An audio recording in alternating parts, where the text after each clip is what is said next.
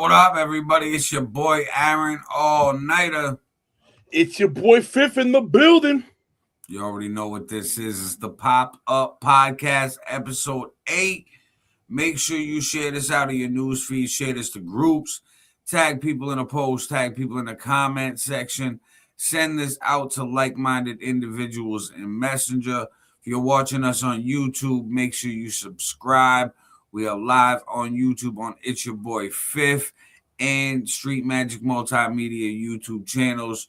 We are live on Facebook as well, so follow us there. We are live on Facebook on Joey Beck and Aaron All Nighter profiles. So make sure you follow, subscribe, turn on notifications. And if you're on Facebook, put @followers, @highlight in the comment section. If you're on YouTube, drop something in the comment section. Let us know you're alive and well. Yes. Man, how are y'all living? Bro, this week, the last 2 weeks, man. Whew, we're going to have a lot to talk about today. And I want to put this out there. Anyone watching right now, I know a lot of, I was on people's Facebook today, kind of going at them about the whole Minnesota thing. Like I said, I told y'all we was going to be live today at 6 on this pop-up. Get in here and debate me, yo. Let's talk about this. Let's get it going. Let's make this motherfucker happen, bro. It's like the Minnesota shit's wild, bro. Like real wild. Right. Bro. But before we dive into all these deep topics, I want to give like a minute real quick. I mean, it's been a busy 2 weeks. This is the first pop-up podcast of the new year. Yeah. We do this bi-weekly. Tell the people how your New Year's been so far. Yo, my New Year so far was my New Year's have been straight. So I was supposed to do a show New Year's Eve without throwing hella shade at people. Just be careful on who you be dealing with janky ass promoters. Oh, I guess I said too much already, but whatever. It's all good though. Come back. I linked up with you and Woe. Talked to Woe on the side. He heard about what happened on New Year's. Was like, bro, I got you. Got me on the slot with Woe's birthday, which we performed Friday night in Rhode Island, in Providence, Rhode Island. It was, bro, that shit was a goddamn movie. I know a lot of people be like, it's gonna be a movie. It's gonna. No, this fucking really was a movie, bro. 100+ people in the building. The venue was off the hook. The sound set was dope. The lighting setup was dope. They had a smoke machine that was dope. The bar was dope. There was a fucking high-end restaurant out back. They had the taco truck pull up outside. Bro, like that shit was fire. And then the caliber of talent and artists that was there. Woo-hoo-wee. I was with it, bro. Like my New Year so far has been good. Even personally, but work-wise too, making hella bread so far starting off this year. I mean, I can't. There's no complaints on my end right now. None. 2026 has been well so far. You know what I mean? Dropped the Midnight Prophet EP. That currently, right now, the up-to-date numbers is 81,263 streams since. So in 10 days, 81,000 streams. I appreciate each and everybody who Let's go. Holy shit, bro. You almost got fucking 6 figures in a week. feels good. I mean, and then being able to perform 4 different songs on 2 different sets. Performing alongside you, we did Street Magic Anthem and Illusions together. Before you performed your own solo music and music with New Hot Weapon. Yeah, and then I performed Rapper Weed and Facelift alongside King Handsome World Life at the Winter Ball / King Handsome World Life birthday bash. And like you said, bro, that was a movie. That was a real movie. That was like a real fucking movie, bro. Shit was fire, dude. Like the backstage area we had for the artists was a dope vibe. The balcony area was ill. It was real lit, and being able to like burn down in the club. Yeah, I mean that just always makes it better. I'm a smoker, but well, there's nothing about that night.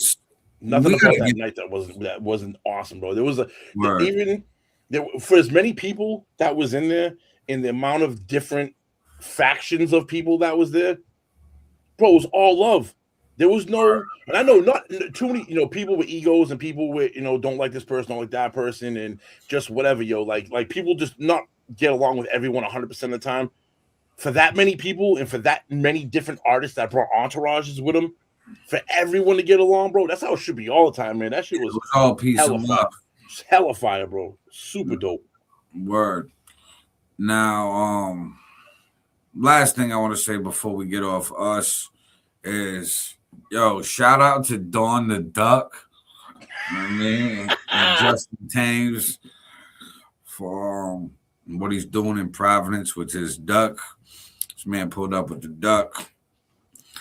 And if you don't know about the Providence duck, okay, can you pull the clip? You got your clip loaded up? You can show them the clip. I don't have the clip loaded up. They're just gonna have to follow my page and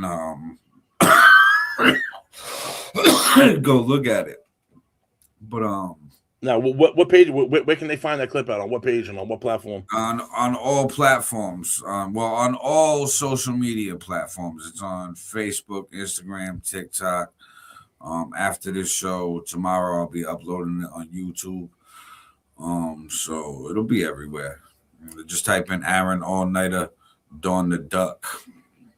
Check that out. So dope. So dope. Bro, it was mad weird holding the duck in my hand, right? Because he said, put your hand straight. So I put my hand straight. But I guess my fingers were still curled up a little bit. And the duck started like waddling on my hand, like just doing a power step. He was like, what the fuck? He was like, straighten your hand. I'm like, it's straight. And then he fucking like just grabbed my hand and straightened out my fingers. And then as soon as he did that, the duck just chilled. I was like, oh, this motherfucker don't like bumpy surfaces. Okay, my bad.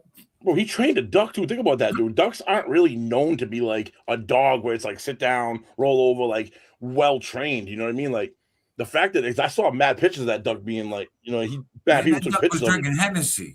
Bro, that's crazy, bro. You know what I mean? And ducks aren't known for that, bro. So that's dope. That's fire, bro. Like, duck was contact high from the club. You know I bet.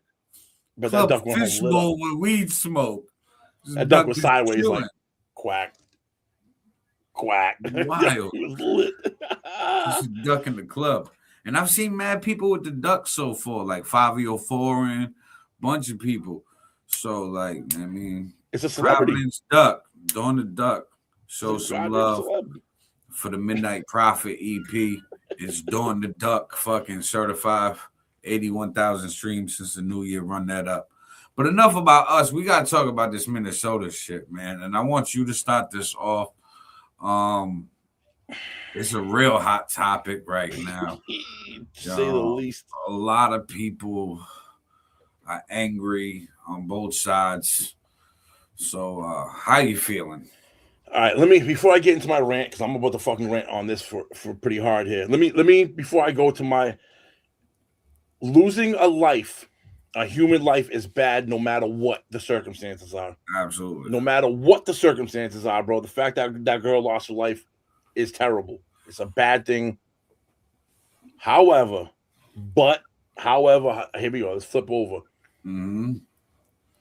And I got into this argument earlier today. They were like, ICE agents don't have the right to tell someone to come out the car. Yes, they do. That Supreme Court actually in the 70s said that a federal officer has the right to take someone out the car as long as it's lawful. What makes it lawful, people, and pay attention real close, you cannot interfere with federal agents doing their job.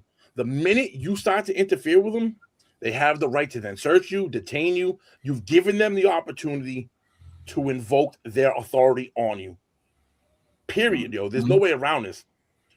At first, I saw the video from one angle. I was like, it was hard to kind of grasp how I felt, so I didn't publicly say anything. I let it stew for a day or two. Then I saw the actual body cam footage come out. I was like, told a whole different story. You know what I mean? Like, the cop walked over to. There was a little confrontation with the lesbian girlfriend, the stud of the couple was like kind of taunting him a little bit. Was like, "Yo, why don't you go get lunch, big boy?" You know what I mean? Like just kind of. So already there's animosity. Then she says something. The cop goes to go over to her and stands in front of the car. A lot of people are like, the cop didn't have to stand in front of the car. You're right. The cop didn't have to. You know why he did? Because people take off and fly when the cops come to them. Now what happens? Let's talk scenarios, right? What happens when the police go? Let's say the police on the side of the car and she took off and didn't hit the cop at all. Now you're in a high-speed chase because the cops are going to come after you, endangering innocent people down the road because the cops can pit move you. They can try to spike strip you. You know, they're going to try to stop you somehow. What happens with that? The car gets out of control. So now you're endangering innocent people. First off, you're not even complying with the officer's order anyways, which that alone is arrestable offense. When the cops say get out the car, and this is the problem. This is where I think the problem lies. Before anything happened, the cops said, get out of your car. That's a lawful order. You disobeyed a lawful order from the cop. The cop got in front of the car because they knew you were going to try to get away. And then you use the car. That's a 2,000, 3,000 pound car. That's not a toy. You hit somebody, you run people over. People die every day from getting hit by cars. You don't try to use your car as a weapon to go against, whether you believe in ICE or not, that's irrelevant. You don't use your car as a weapon, especially against the police, ICE, whatever. That's a person in a position of authority. You can't do that, bro. And I get it. Like I understand. Like, did he have to shoot? No, he didn't. But you use your car as a weapon to threaten his life. You open the door for him to use lethal force. Now, if he just this was one of those situations where it was fuck around, find out, and they found out. You can't, like you said, you can't be aggressive with police. You can't violate a lawful order. The sovereignty in America that people try to do with the whole let's film the police, let's do this, let's my rights and blah blah blah. I get it. I mean, you're angry. But in a situation like that, when these people got some big ass guns, I mean, and they have the right to shoot your ass if they feel like you're a threat. Do not make them feel like you are a threat, even if you disagree with them. If you over there protesting ICE, doing your thing, whatever, you have the right to protest and say what you want. But once you stop being aggressive or make them feel like they're in danger, it is in their contracts and it is in their legislation that they're allowed to shoot you. And we all know this, bro. We all know this. Like you just said, it's every American's God-given right to protest, but it's not your God-given right to interfere with their investigation on shit. This is the line. This is the line that was crossed. And people like to tiptoe the line. If you want to tiptoe the line, fine, but you can't overstep your boundary. If you want to get out there and you know where the ICE agents are, and you want to protest on the side, have your signs, talk all the hell of shit you want in the signs, that's your American right. Your constitutional right as American. Mm-hmm. You don't have the right to be interfering, getting up in their face, trying to get in between them and somebody else. That can never happen. That's in whether you agree with it or not. Those are the rules. That's that, bro. There is no, you can't debate. This is, to me, it's not even a debatable situation. And again, I want to say this again because I'm coming off kind of strong. Like, I 100% support ICE. In this case, I do. But the lady losing her life is a tragedy. On top of that, I completely like have empathy for that. But doing a little research into this couple, one, there's a history of the driver with abuse towards police. There was a couple police reports that came out that showed that her past arrests. So she's already aggressive towards the cop. She already had her and her lover there had their kids taken away for putting cigarettes out on them, allegedly. This is in the police report. Right. So there's a history of non-compliance. There's a history of abuse. There's a history of aggression. And then you see something like that happen, bro. And I get it. They lost their life. People want to bug out. Like dude, it's steps. You can see, go back 10 years in our history and you see all this shit. It's like, well, look what happened. Like and my other thing is, what did in their mind, and these people that are on the outside looking in, what did y'all think was gonna happen? Let's say the cop did sidestep and take off, and then she took off. What do you think the result of that was gonna be? The cop was gonna pull over and fucking give her a birthday cake? Like, no. You know what I mean, bro? Like, nothing good was going to come from that situation. I think in a perfect scenario there, playing Monday morning coach, I feel like the officer could have sidestepped a little bit more, shot the tires out. I'm just thinking what I would have done in that situation. I wouldn't have done shoot the tires. The car's out of control, and there was a whole crowd of people around there. Now you're endangering. And we don't, again, go back to like, it's like going into a garden and you pull the weed, but you don't pull the root. You got to get to the root of the problem. Right, but if you shoot the driver, the car out of control anyways. You know what I mean? Because now you got dead weight on the foot on the gas pedal. But what I'm trying to get at is we shouldn't even have got to that point because she should have complied to begin with. So like, but I'm saying, yeah, it's like getting it to that point, like, all right, she already acted up. How do we, the person in control of the situation next react? So if it was me, I would have shot out the tires. I mean, she wouldn't have been able to drive more than down the street because there was other officers there that would have flew down there with their cruisers and got her by the time she like left the block. All right, hold up, yo, pull up Kimberly Richards at 617. This is the kind of shit that I'm not saying she's wrong, but animosity and arguments are not a reason to be shooting anyone. Too many innocent people are getting killed. Unless someone is armed and pointed at you, then you're committing murder. This whole situation is sad because it's fucking chaos. People have to make changes. All people. I don't disagree with you, but however, she didn't need to have a gun. The car was the gun. Right, the car was the weapon. The car. See, what your mindset is. Then again, like there's also like the comments of the animosity.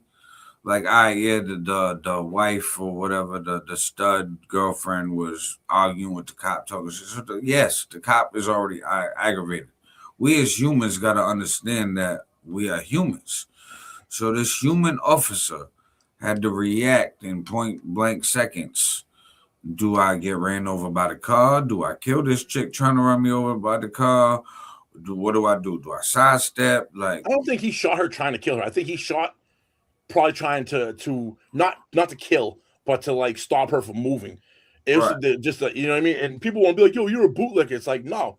I think it kind of was killed because they're trained to shoot for the large body mass. Yeah, for the center mass. So center mass gunshot, you're most likely going to die.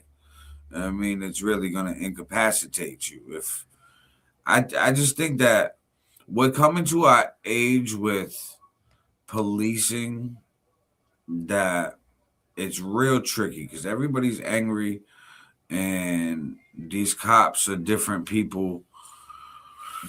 There's situations like, Bro, people for don't instance, respect the authority anymore. That's the problem. that Go back 40 years or 50 years. People didn't treat police like this, like the way they are now. They've lost this respect factor. Now people think it's okay to like shit on them, which is right. fine. If you want to verbally shit on people, fine. Like you said, we're also human, so he's gonna those people are gonna have a problem with it. He's already angry. But it's making it easier for other people that seeing this to be like, well, if he's doing that, I'm gonna one up that. I'm gonna one up that.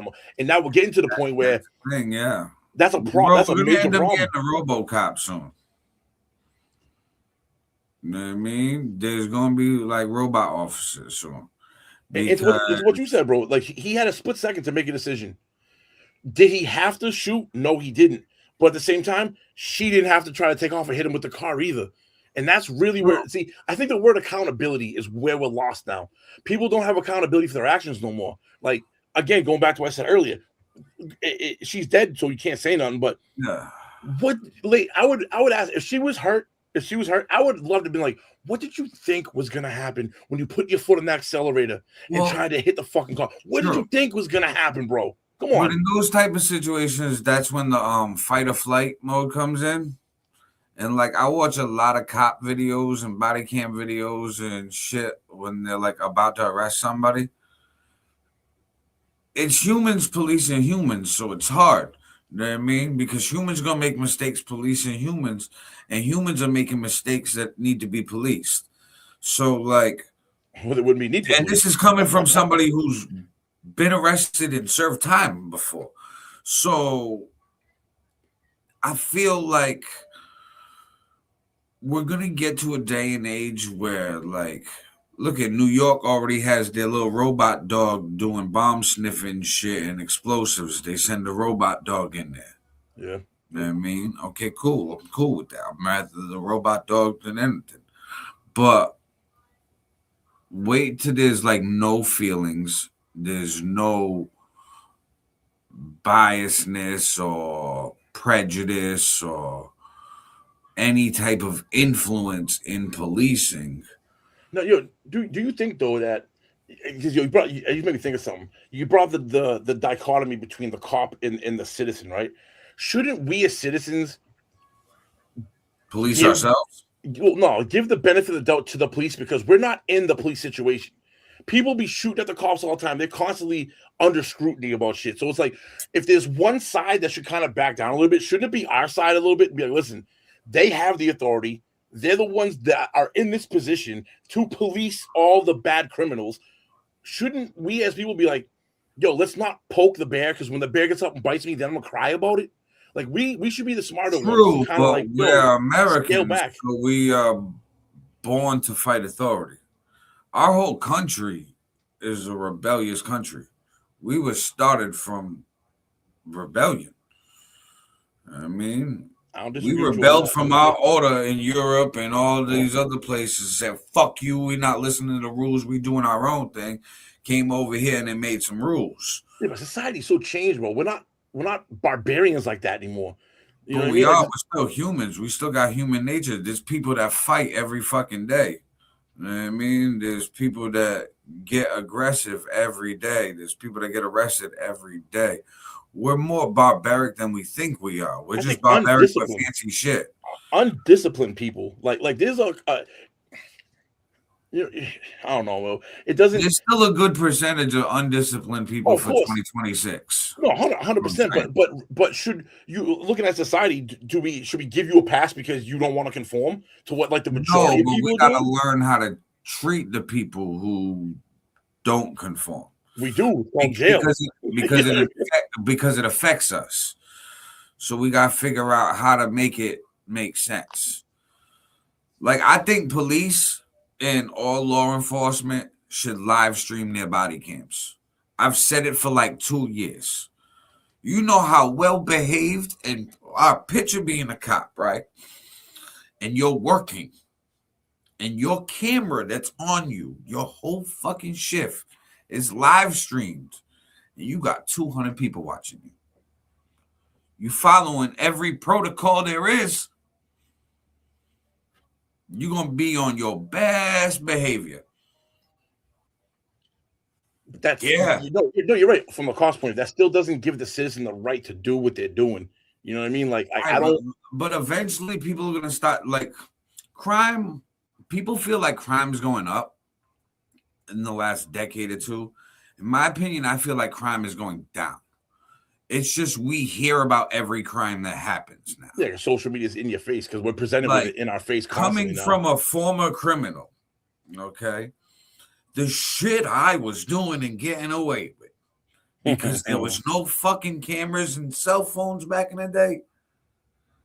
Shit, there's no way I'd be able to get away with it now. You know what I mean? So we just hear about it on social media.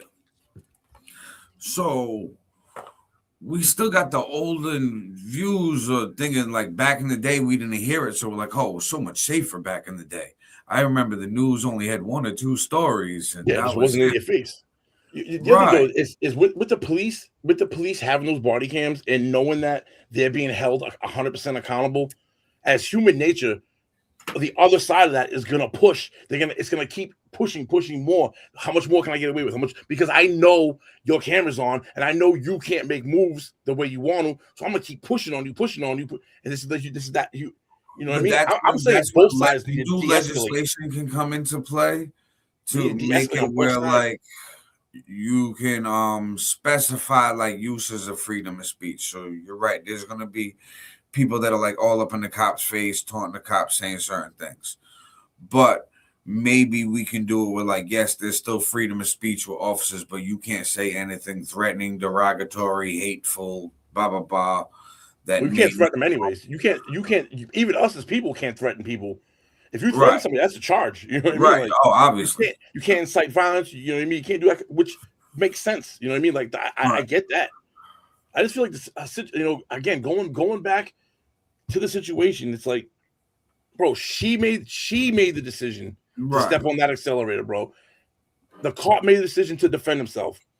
I don't like the fact that she died. I don't like the fact that he shot her, but he had the right to do it. Do cops overstep their authority sometimes? Yes. Like you said, we're human. There's no perfect scenario. There's no perfect barrel. There's no industry in the world, period, where something's 100% infallible. You know what I mean? Where there's no error occurring. There's going to be error because there's humans. We need to. That's why we're pushing towards AI to get rid of this error. I'm not even with the AI, bro. At this point, I'm even kind of like, who programs AI? We do. So we're going to inject this with fucking bias. I just hope it's when it gets smart enough, it can delete that aspect. Oh yeah, it's gonna, and then it's probably gonna be mad at us. Yeah, for real. We love you, AI. We love you. For real. We love AI and we love the Jews. Yeah. Well, I don't know about that, but I love the Jews. I love AI. Them boys. I'll need them boys at my door. Fuck. And then here's the backlash that comes with this. Now you see this on the national stage. It's highly scrutinized. Now people have this. They're going to have this negative view towards the police, which is fucked up because when someone's breaking in your goddamn house, who are you calling? You're going to pick the phone up and call them to come help you. Right. But see, like, this is why I keep saying I want to live stream the police departments, right? Like, if I was mayor of a city, what I would do in my city is I would make the police department live stream all body cameras. You know what I mean? It can have that 10, 15 second delay where you can censor out some personal information, but anything that deals with police is public knowledge anyways. So unless it involves the victim's name of a crime, everything could be public. So it's public knowledge. If I go to the courthouse and pull a police report, but I can't hear it, watch it on a video, like the fuck? So I would do that. And I'd also make it where it's kind of like people would view it as entertainment. They would want to tune in. Plus, the people love that shit. Want to police the police would tune in. So you're going to go viral off this shit. And what I would do is capture the viral moment and make it where you got to go to like I'm in Fall River, Massachusetts. I would make it where you go to Fall River, Mass Police Department, the FRPD.gov or org or whatever it is, and you got to put a subscription and pay for these live body cams. I mean, revenue source, revenue I stream. mean, or if you want to watch them after the shift's done, you get it for free with ads.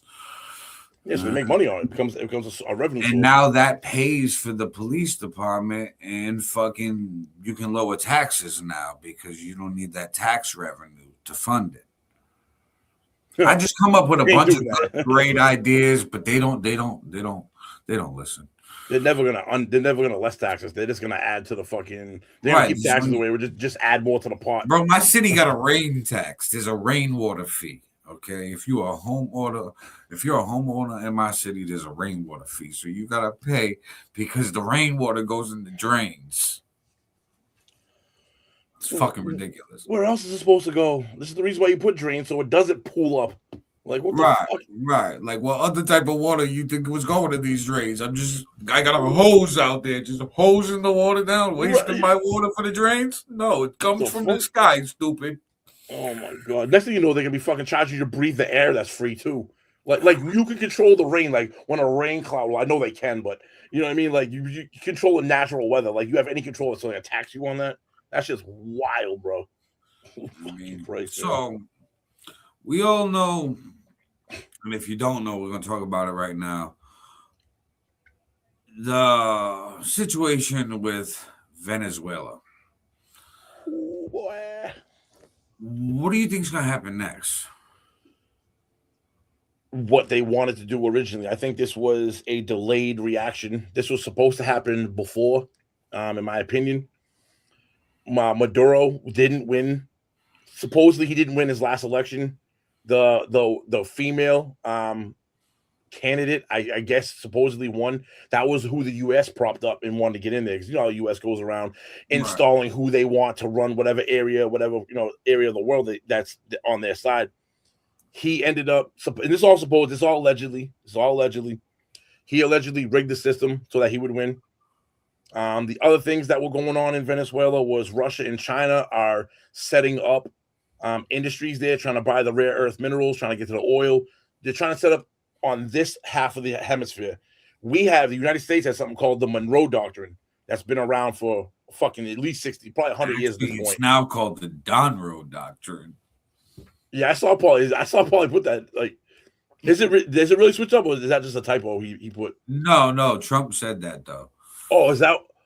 All right. So it's the Trump did his. I'm gonna do my Trump impersonation. He said it's no longer the Monroe Doctrine. It is now the Donroe Doctrine. Oh, because I get the Dawn. Yeah. Okay. All right. And for people who don't know what this is basically I don't know why the U.S. thinks that they have authority to do this. I guess because they're the number one authority in the world, and who's going to tell them no? But basically, what that doctrine says was a foreign entity in Europe, Asia, Africa, anywhere on that side of the world cannot set up anything on this side of the world that can be considered a threat to the United States. Now, where Venezuela sits in South America is the very, very tippity top of the South American continent.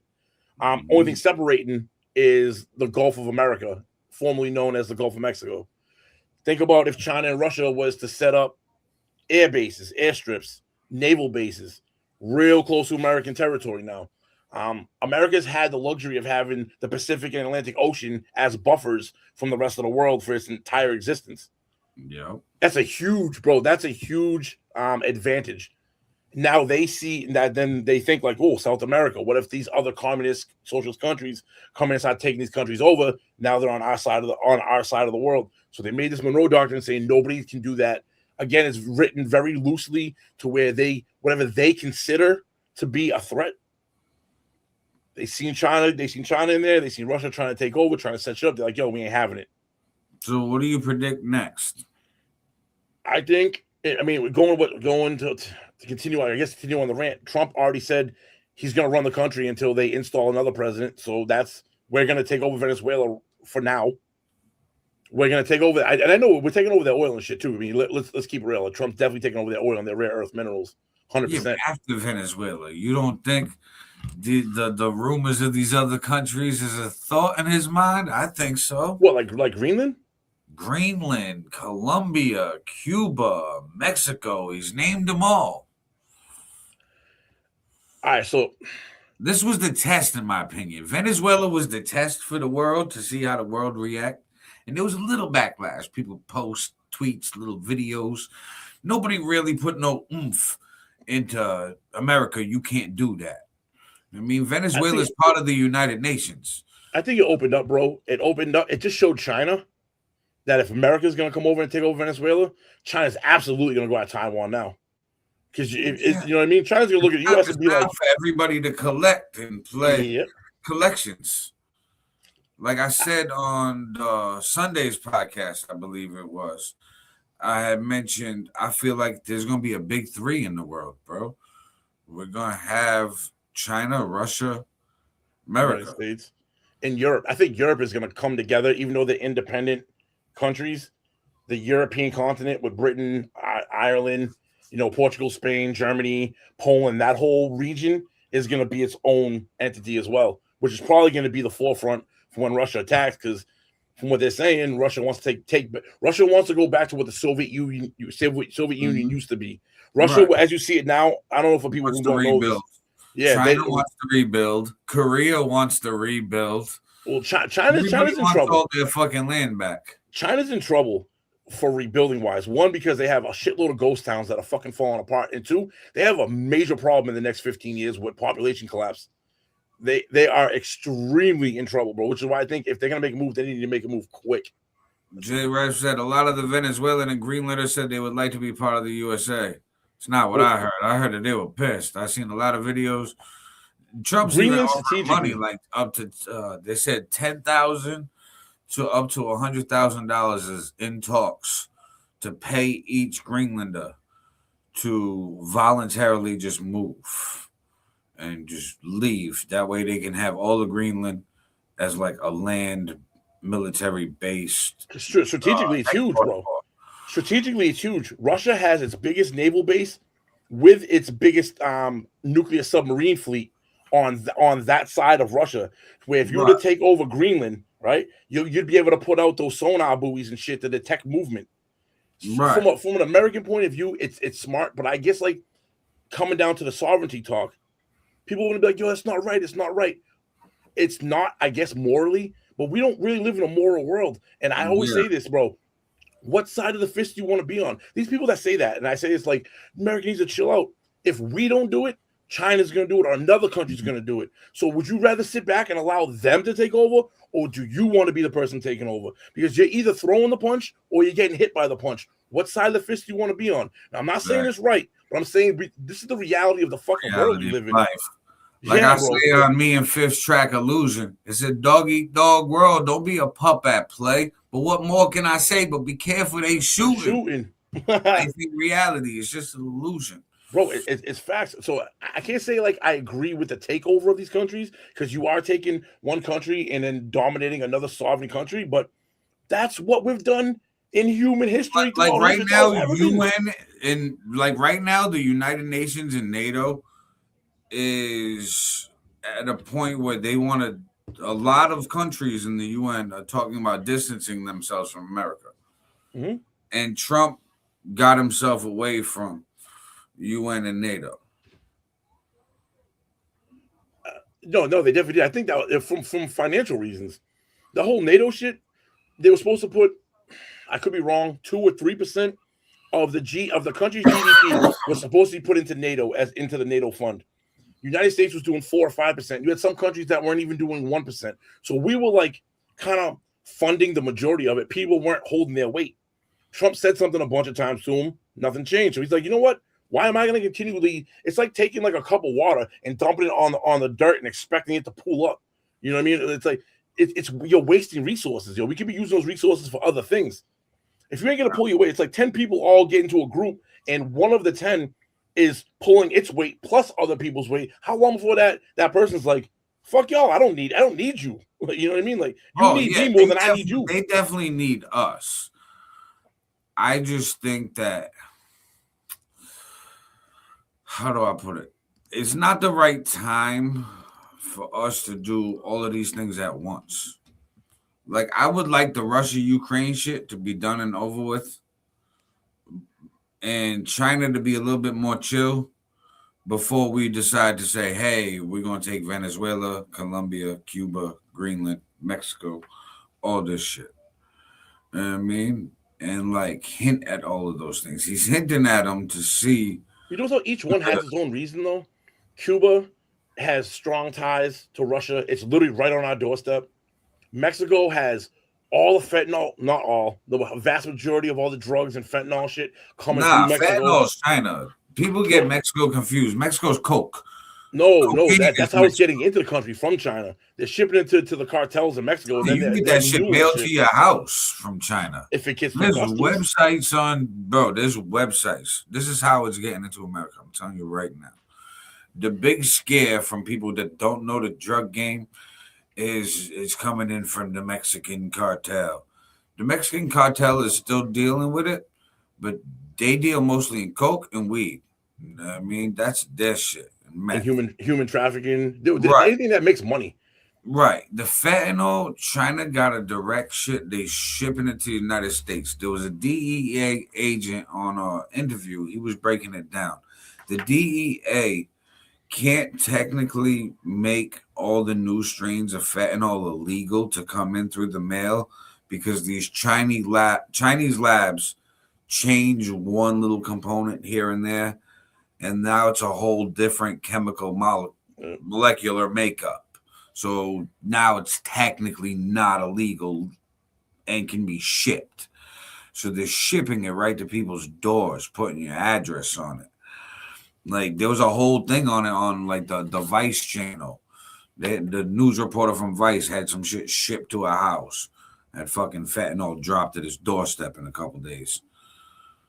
I mean, that's what they're doing. The amount of fentanyl coming in, but the amount of fentanyl coming to the country isn't being imported through cargo containers and shit, dude. It's coming. They ship it across to Canada. Think about it. We're barricaded left, East Coast, West Coast with water. Our only real land masses to get in Canada and Mexico. Now, right. I'm not saying you're wrong. I'm not saying you're wrong about it because a lot of drugs are shipped in. You know what I mean? It's percentages are caught, percentages aren't caught. But a lot of that shit is coming. America's behind the drugs, anyways. Too. We want the drugs in the country. Yeah, because that's a fucking $100 billion industry. War on drugs. I mean, there's never been a war on drugs except from the American people on the government to do something about it. Well, the government likes it because, like we've discussed before on previous podcasts, it generates mad money, bros. It not only generates money, but it keeps a structure in the system. I mean, it keeps people low income, bottom of the barrel living where, you need somebody to work at McDonald's. You need somebody to work at Burger King, Wendy's, Taco Bell. Think of the infrastructure around a drug. You have lawyers you're paying, judges you're paying. Think about all these privately funded fucking jails, paroles, correction officers. Bro, some of the facilities are privately owned. Test labs. It's a fucking hundreds of billions of dollars a year as an economy. It's an economy in its own. They would never want to get rid of that. Never. Yeah, because come on, that's why they don't want to get rid of crime. That's why anytime something becomes like a human nature type thing, oh, that's a crime. Like, all right, human nature. Humans are made to be aggressive. That's why we get angry. Okay, it's wired in our system. You know what I mean? We still have animalistic, barbaric behavior where people get aggressive and fight. Absolutely. So they make it illegal to control all these things to make model citizens and conform humanity to be controlled when humanity was never designed to be controlled to this level and extent. We just let people with smarter IQs and brains schedule and set things up, and we kind of fell into the trap by genealogy and getting passed down. I mean, I think that like the system was designed for this. The system was designed for conflicts with police and ICE and all of this shit. It was designed to be fucked up. To instill fear. Yeah, you need fear. Without fear, there's no law and order. They There's thrive no off it. reason to be scared. Mhm. You need to be scared to go outside. They want that. I mean, because now you subscribe to a whole different theory, and they got you now.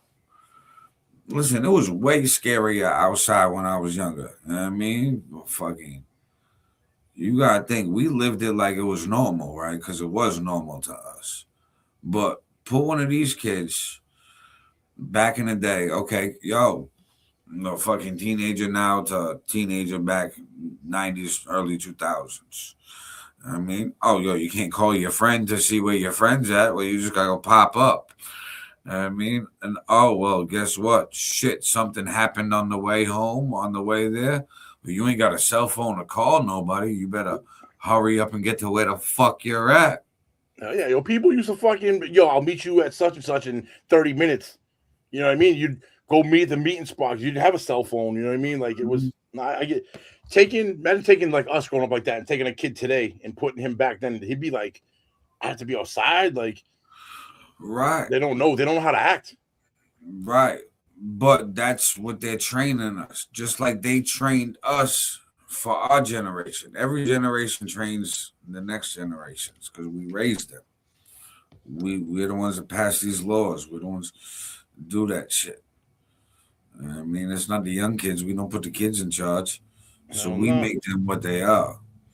Just like somebody made us who we are. It was all designed this way. I mean, to keep a law and order, to keep a government, to keep people in check. You have to have law and order, though. You have to have law and order to some degree, or just be anarchy everywhere. It could be chaos. True. And there's no way to build a functioning society. Right. I think that's how it started. But I think now where it's at, they've made so many different things. Like, I think they learned with the prohibition of alcohol, right? Like, oh shit, we're gonna make a bunch of these drug shit illegal. Look at, they used to put fucking heroin and bear pain pills. And Coca-Cola had Coke in it. You know what I mean? But then all of a sudden, the prohibition, alcohol, now these drugs are illegal, this and that, da da da. That created the whole economy of crime and actual war on drugs.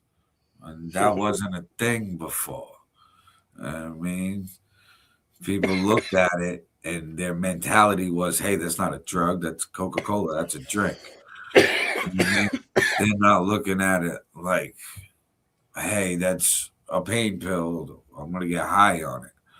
We created that by making it illegal and making it forbidden. It's evil, bro. It's evil shit.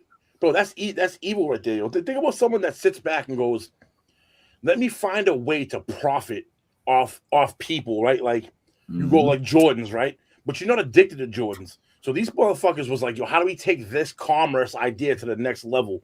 Yo, we can actually get somebody physically hooked on shit where they have to have it. They're going to go, they cannot not function without it. Bro, that's the ultimate evil right there. And that's what they do. It's crazy. That's why the economy is so fucked in America. It's because we buy too much shit. We're the biggest consumer in the world. Yeah, by far. We have so many options at our fingertips. It's ridiculous. And there's only more and more options for shit every day. Like, growing up, there was a lot of options of food and things to eat. Now I feel like when you go to the supermarket or the store, they got the same thing in fucking 50 different ways. It's like, wait a minute, okay, the fuck? Like, go to the store the other day. They had fucking what was it? Cookies and cream cookie crisp. Yeah. I see. I was like, that shit's ill. I'm like, but there's no need to fucking do all these extra flavors, even though it's nice and stuff. Well, this is unnecessary. They give us unnecessary shit to waste our money on. Well, this is a cloak too, yo. If think about it, this goes into like how they connect the food to the farmer. All right, so they take the regular cookie crisp, was not good for you, but It just wasn't that bad either. Now you go to the cookies and cream shit, right? It's a whole new brand and it's a whole new thing. But they added some more bullshit. They had this all these years to figure out human analogy. Now they putting fucking bad ingredients for your body in there. You eating the shit. Next thing you know, now I'm obese. Diabetes is up. All these issues with us that are tied back to our food. Yeah. Have now you got big farmers over here like, oh, I know how to cure that. I know how to cure that. I know how to cure that. You don't think like the big wigs in the food industry and the big wigs in the pharma industry were like, let's put together another evil scheme. I'll fucking poison them and you come up with a cure. We both profit off of that. Oh, absolutely. Crazy, bro. And the government plays middleman with the FDA regulator. Yeah. And it only regulates and passes the ones that it's cool with and got paid off by. Okay, I get a cut. Cool, you pass. Oh, I don't get a cut? Well, fuck you. You're not passed. Sorry. Thank you. That does not have FDA regulation. It cannot be sold in any store legally. Fuck you. Try again. I see a next election cycle. Make sure it's 100 million this time. Right. So, I mean, that's what they do. And like, and we don't hold them accountable either, yo. And it's fucked up when you start really looking into shit and you're like, how could playing Monday morning quarterback being like, all right, how did that drug or that whatever it was, how is that even allowed to come out? And you go, well, they had, such and such had all these studies. And you start looking at the studies and you're like, the people that funded the studies are the company. So you think the company paying you're going to write a bad study for? Here, I'll give you $100,000 to do this study. And if you make it favorable for me, I'll give you another $100,000. Mm-hmm. They're paying for you. It's like someone who works. Let me give you another analogy. Somebody who works. You're gonna talk shit about your boss, the guy who signs your paycheck. No. You're not talking shit about him. Like, not at all. They skew data and shit for it to get out. You know what I mean? Like everyone's paid along the way, bro. This is why we're $38 trillion in fucking debt because this is why I think they're gonna push the AI. Like I keep beating people in the head with.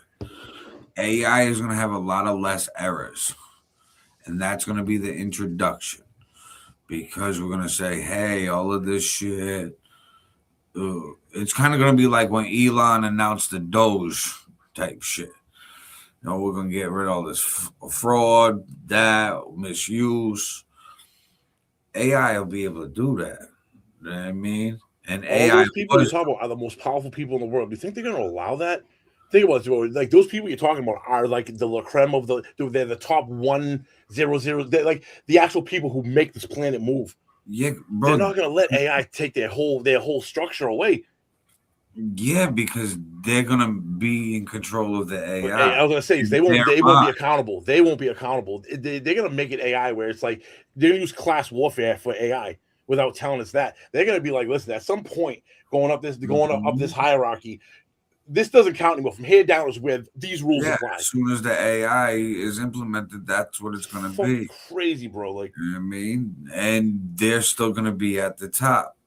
Like I had mentioned in the podcast before about that Jeff Hinton dude.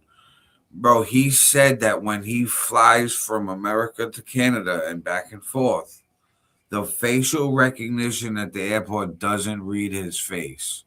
He's the one who created the algorithm. He's got a Nobel Peace Prize, and he's known as the godfather of AI. AI doesn't recognize his face. They say why? Like, what was it? Because he sees it all the time? He just says that he finds it weird, but they always have a hard time, and he has to have a bunch of paperwork. It'll come soon. Like shit like that. Like, a lot of that, too. We're in our infancy. That tells me that the AI is giving him a pass, bro. Or maybe it's just not good enough yet. We're in this infancy AI, man. We're at the very, very opening step. Do you know how much more advanced? China's been using facial recognition for the last 10 years. I mean, we just haven't mass put it out there because we're all about our privacy rights in America. We think we still have fucking privacy. I mean, we have no privacy at all. We have cell phones that fucking, if you talk about something, it's going to pop up on one of your news feeds. I mean, bro, there's more cameras in America. We're not like China. You're right. We're not that bad, but drive around and look, dude. This camera's fucking everywhere now, and it's being implemented slowly so that you don't notice it. You know what I mean?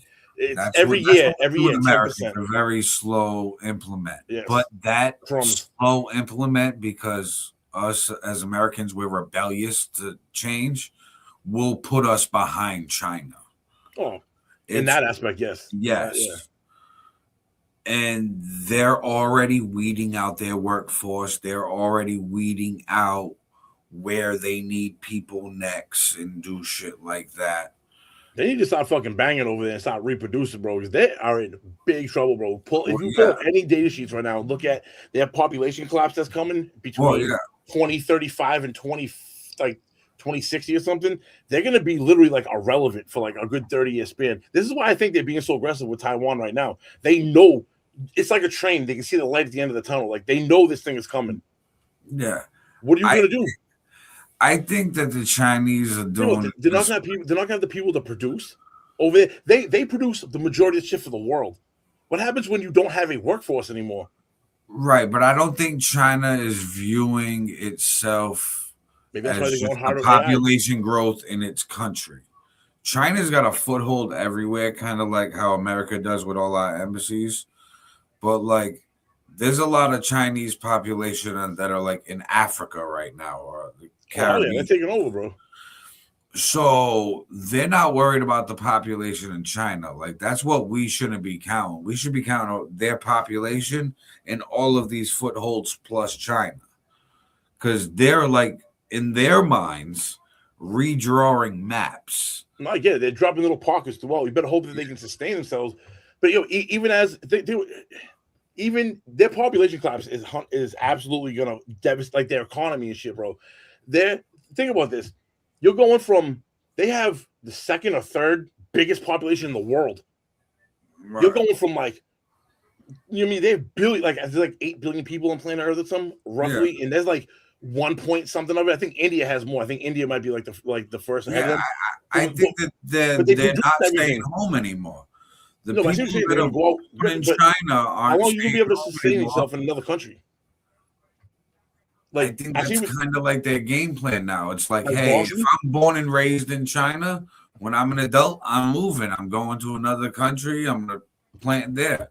And I think that's what they're kind of like encouraging now. But yeah, like a weed. Like you put a weed in someone's garden and it grows. That's why they're everywhere popping up. You go to major cities. You go to Boston, Providence, New York, any major cities. We have Chinatown, Chinese, but not even at Chinatown, just other parts of the city. Oh, hell yeah. Quincy and shit, dude. Hell yeah. Fucking Chinese everywhere. So they're like, you know what? We don't care about this drawn map lines. We're putting our people everywhere. We care about our population globally. That's the next step that all these countries are thinking, global. That's why Trump is thinking Venezuela, Colombia, Greenland. Yeah, but they're not losing their home. They're not losing home base. What essentially what you're saying is like China's going to lose China itself. If that was the case, who's going to take that over? You know, let Russia go down and snatch all that up? No, but we're going to be sending people over there. First, it's going to start with the people that we don't want. You know what I mean? Trump doesn't really want the Venezuelans in America. We've been shipping them the fuck back with ICE. Now you're going to go back over there and make it safe for them so they can return to their homeland. Well, they're going to try the same shit they did in the Middle East. They're going to try to turn Venezuela into a democracy. But I think the major difference, though, between the Middle East and Venezuela is there's a lot of people in the streets that were happy when Trump took him. Right. Venezuelans. But that's they didn't want to live under that tyranny. America's aiming at countries that have civil unrest. We're going to start importing Americans down there and like try to like grow? Yes. Because Americans will feel safe if it's an American country. Look how many people travel to Puerto Rico every year. No, I'm saying like to use you think Trump's going to use the Chinese method, like where he's going to try to like populate everywhere by Venezuela here and another. Yes, we need to. We've already put our flags these places, but it's not really safe. Americans want to go to somewhere where it's safe. Mexico's going to be an easy grab. We go down there, we just lock up all these cartel people with the military, put democracy there, bang. Nobody's fighting for Mexico. You know what I mean? Nobody our caliber. All these countries he's named, low caliber military, easy to bully and take over. Their people will love it.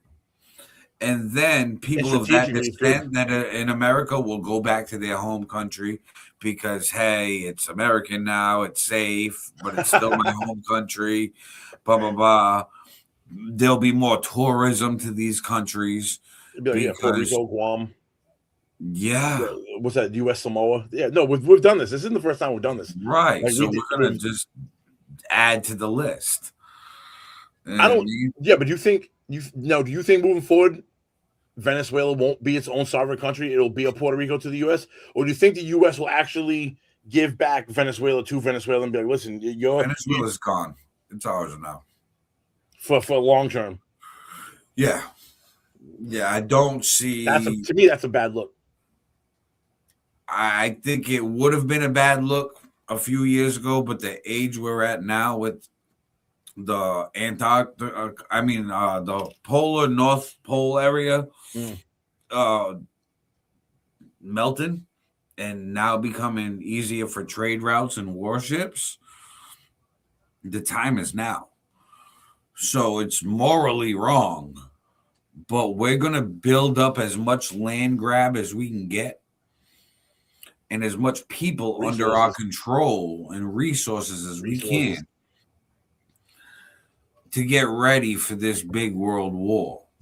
That's right. It comes down to resources, because you wouldn't take a country you wouldn't spend the money to take a country that has no value. Mm-hmm. You know what I mean? It's a natural resource. There was no even conspiracy behind the Venezuela. Trump said it. Even some of his own people were trying to save face. It was like, no, we're going to do it. We did it because narco terrorism. And he's this, and, he's a bad guy. And then Trump's like, and we're going to get all the oil. Mm-hmm. I talked to Chevron already. They're already on the way. It makes sense, though, when you think about it, bro. I heard a stat that said something like 80% of the products made worldwide, no matter what product it is oil affects it some way, somehow. Mm-hmm. Whether it's built with it, whether it's manufactured with it. Yep. So most people think of it when we talk about oil, all they think about is gas and gas prices. A lot of people don't realize how much oil affects your life in ways that people don't even understand. Like the keyboard I'm looking at right now has oil in it. Made, it's not the oil you're thinking of.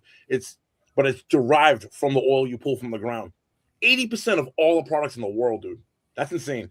Oil touches everyone's life. So why not? Why not? I guess as America, right? Like I said earlier, if you're going to throw the punch, if you want to, what side of the fist you want to be on? I want to be on the side of the fist that's throwing it. I don't want to be the only one receiving. So it's kind of fucked up to say it, but if that's what it takes, that's where we're going. Let's go. I mean, it is what it is. Especially since everybody's been tiptoeing about, I want to rebuild. China's been tiptoeing around Taiwan, and China claims Taiwan. Even though Taiwan's its own operating country, China's like, no, that's ours. Bro, John Cena got in trouble for that shit. Like 2 years ago, he was on he said something about Taiwan being its own country. He said something about, name a country. He was like, Taiwan. I guess China got mad at him. And this dude knows Mandarin. So he did a clip. You can look this up. I swear to God. He does a clip apologizing to China in Mandarin. Because nobody was ready for the smoke at that time. Mm-hmm. We wasn't ready for the war and the bullshit. Now we've got our ducks in a row, and it's time to strike.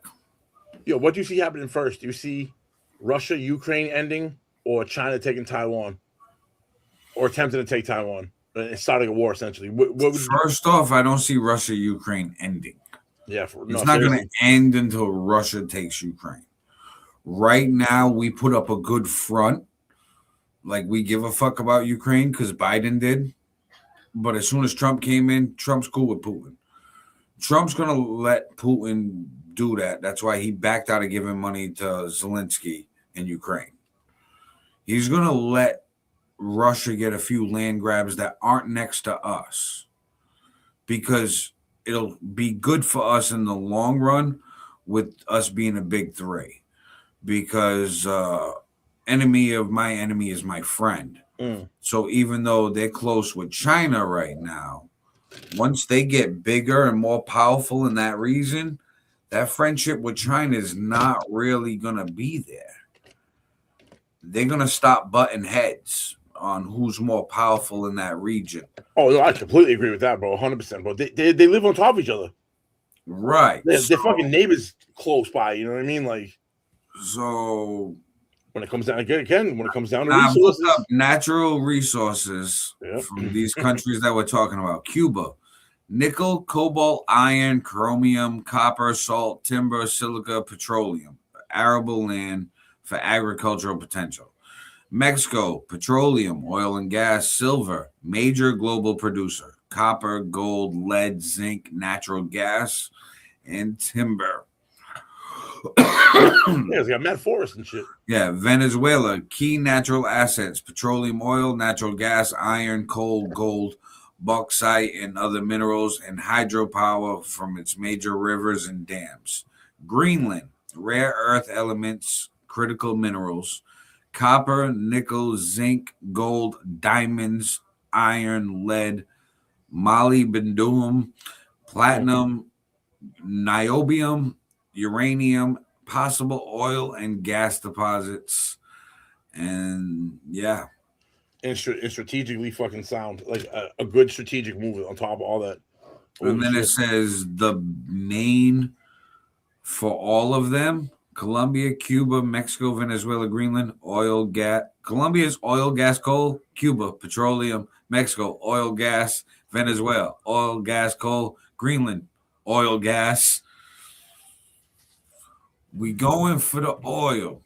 You know what I mean, wherever the oil is, if it's a little country that we could take over their shit, we about to take it over. I'm about to steal oil from everybody. You know what I mean? Trump just became a Houston Oiler. He brought back the Houston Oilers. Oh, shit. I call for the Houston Texans to be renamed the Houston Oilers. Bring it back. I remember that fucking thing, yeah. I remember that helmet. That's what we're doing right now. Sorry, guys, it's not right, but it's either we do it or China and Russia does it. Somebody else does it. Yep. So, do you want to live like China? Do you want to live like Russian law? Or do you want to live like American government? Which government is the lesser of three evils? I feel like it's America. So, hey, guess what? I'm with it. Everyone's going to be for their own government, though. You know what I mean? Like, the majority of people, the vast majority of people aren't going to. Of course, that's your side. Like, that's just what it is. Yeah, you're going to pick your team, your country. So, sorry, guys.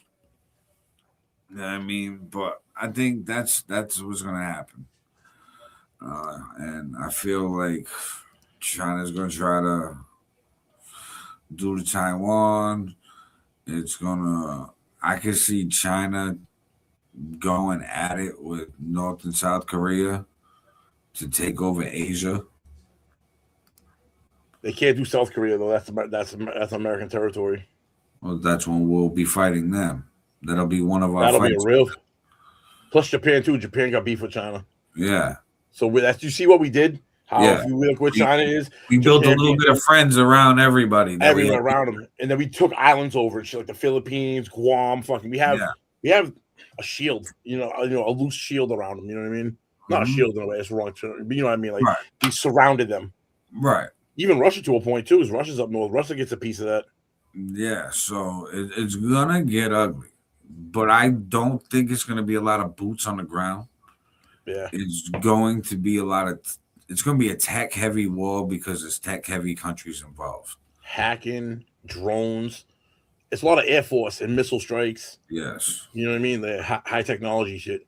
And it's like, U.S. got some shit, man. Like, I mean, I know Russia does too. China does. But damn, bro. Like, that'd be wild. Hold on. Let me see. Because then obviously Europe would get in the mix. They'd have to. Right. I'm going to have the AI break down the military size and capacity and strength of America versus Russia versus China. I mean, and see what the comparative breakdown is.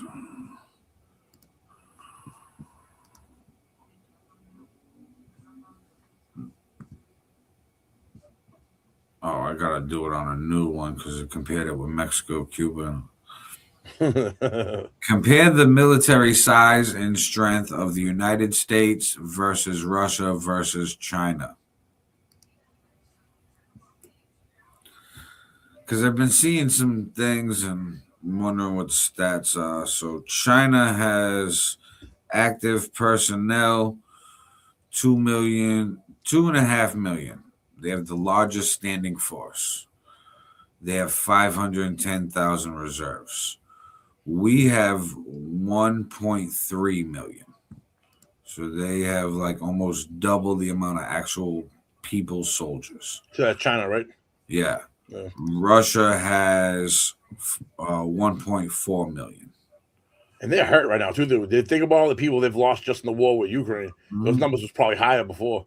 Well, their reserves is 1.5, 2 million. So basically, they got double their force in reserves because they make their men be part of the military. A lot of it is like forced. Yeah. I mean, so makes sense if you're trying to compete for strength. The United States budget, 895 billion to 997 billion, by far the highest. China has a budget of 266 billion to 314, and Russia's high-end budget is 149. Aircraft, United States has 13,000 pieces of aircraft. Russia has 4,200, and China has 3,300.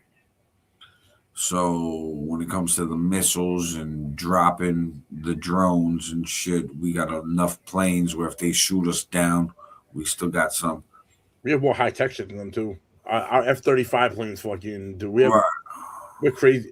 We dominate in two real key areas, dude. Our Navy and our Air Force, dude, like fucking dominate technology wise. Navy, actually, I was just about to get to that.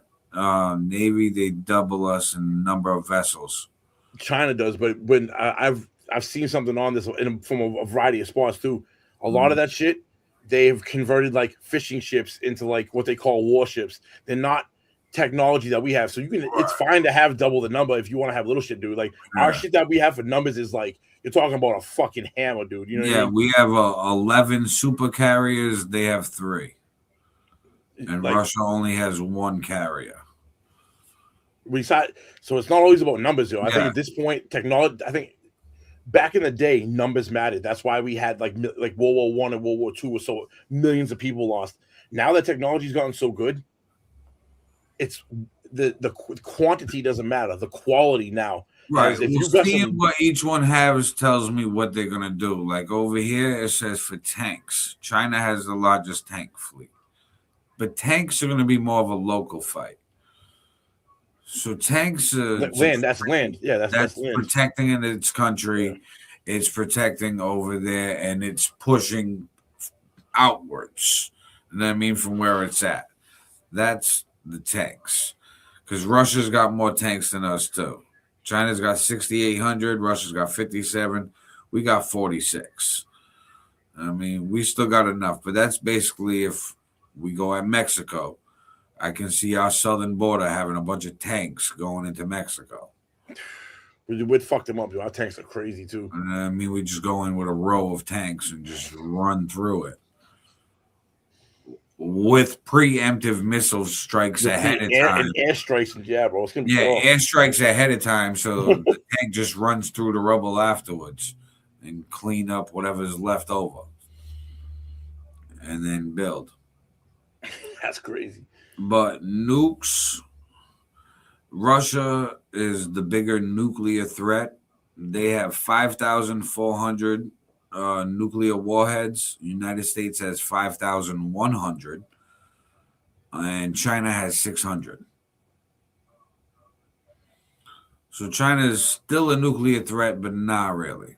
The real threat is Russia for nuclear war. And I think Russia too. I think they got some like really crazy fucking nukes too. They don't got no bullshit nukes. I think, we sleep on Russia a lot. And a lot of people think China bigger threat. I think China with the numbers, But when it comes down to the big three, and I say United States, China versus Russia, I think the fight for the top spot and who will be number two will be China versus Russia. I mean, I think we're gonna hold that top spot like we kind of do now. Especially with all these land grabs we're gonna be making, the minerals and resources, the population growth that we're gonna have. It would take China growth. It would take China and Russia to tag team us in an actual formal war, right? To dethrone us, and I think, and that would be as if no one else came to our aid. Like if Europe turned their back on us, because if Europe doesn't, because Europe is on fucking Russia's doorstep. But before that happens, Russia, in my opinion, will take over Europe.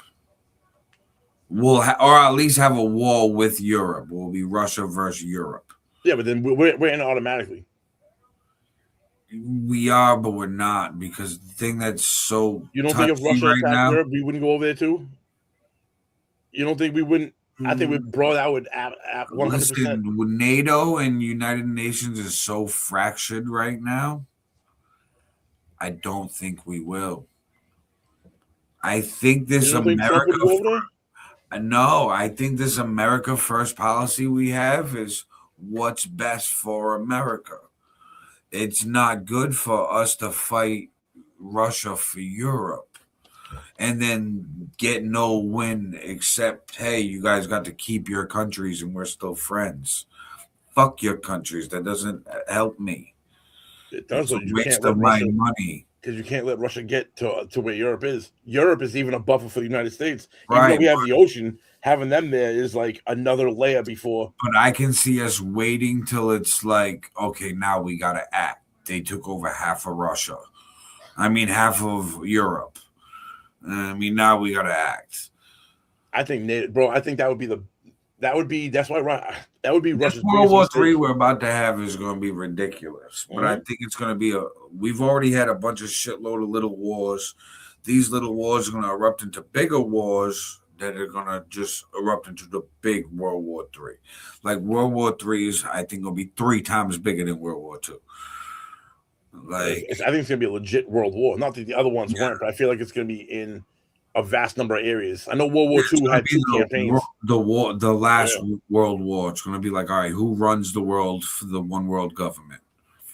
Which government do we pick? Russia, China, America. Think of all the wars too. Not the wars, but think of all the hostility that like Pakistan and India have with each other. They just fucking fired missiles at each other last year or the year before. They got into a little squabble recently. They're both nuclear countries. Mm-hmm. They both have nukes. They're on that list. They just don't have as many. Out. That's what I mean with little things squabbling. Like it's nuclear fucking World War III. I wonder if World War III will be like a one side versus one side, or is there going to be like there's 7 different fights going on throughout the world? Like one starts it, and then this country, you know, like 7 different fights at once, randomly, like one setting up the next one. I see this, like Russia, it's already going on now. Russia's in fucking Ukraine.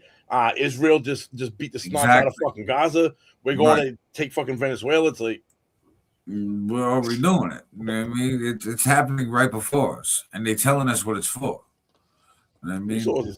And then breaking it down with all those other countries that have been teased, and it's like, okay, they all got the same fucking resources. You know what I mean? And a shitload of others. Thank you. You know what I mean? Mm-hmm. We've been known to take shit and just fucking, it's ours now. We've been known to do that. I mean, we used to do that shit with people. You know what I mean? now we doing it with just like resources. Okay. Oh, yeah. So wild. The fuck? Yeah. Bro. So we're just gonna put these people under a new government. But right now we're in the day and age that they're starting to tell us that. That's what threw me off of Venezuela. Like, I was expecting Trump to have like a full prepared speech, because now sometimes he has the prepared speech and then he weaves off of it and goes back. Yeah. If he ever goes back, but he starts with the speech. I was expecting him to start with the speech and then talk about, okay, narco terrorism. We arrested him because DEA got him. And he's in DEA custody at the jail. So that's drugs. I want you to tell me on the news you arrested him for drugs and because of his human rights violations. Everybody in the world would have been happy. Everybody. What threw some people off was him not even making it a conspiracy. He was like, yeah, we're going to go and get the oil. We're going to do this. We're going to do that. And he didn't even run it to Congress first. He said that he contacted the oil companies, though. Said it on the news, like, yeah, I just got off the phone with them. I called them before and right afterwards. That's crazy that we're so shocked that politics are so full of shit that we're shocked when somebody tells the truth. Right. That's wild. Like it threw me off that he told the truth. And I was like, well, that's obviously what we went in there for. I'm like, does the world think that we give a fuck about the Venezuelan people and how they're living? It's fucked up to say, but hey, it's life.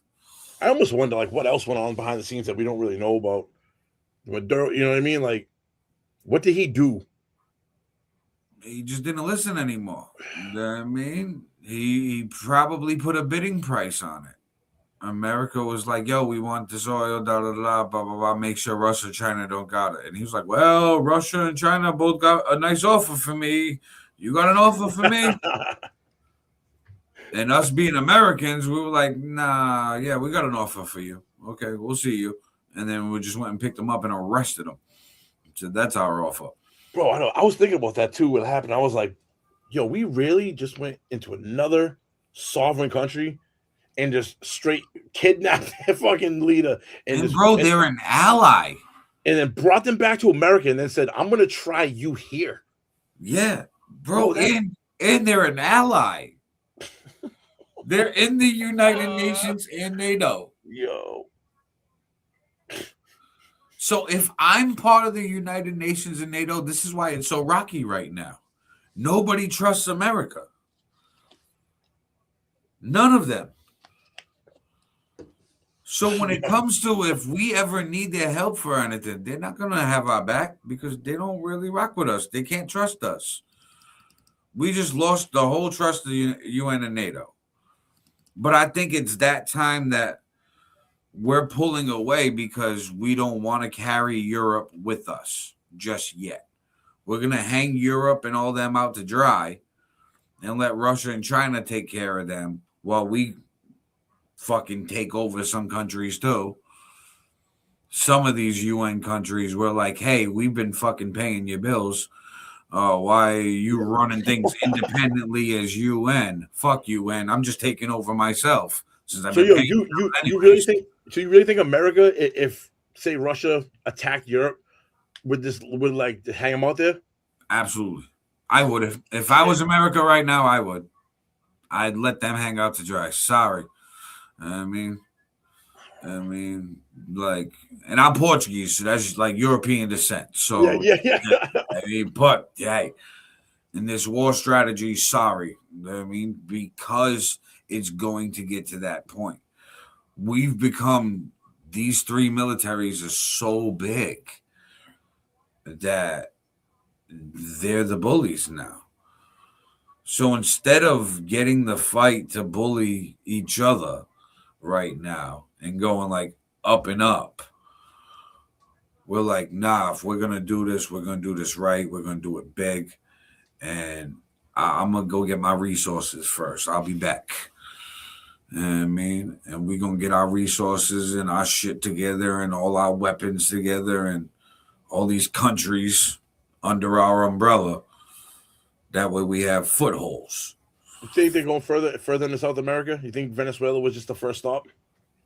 Venezuela was absolutely the first stop. I think the next one's Greenland. No, I mean just in the South American continent.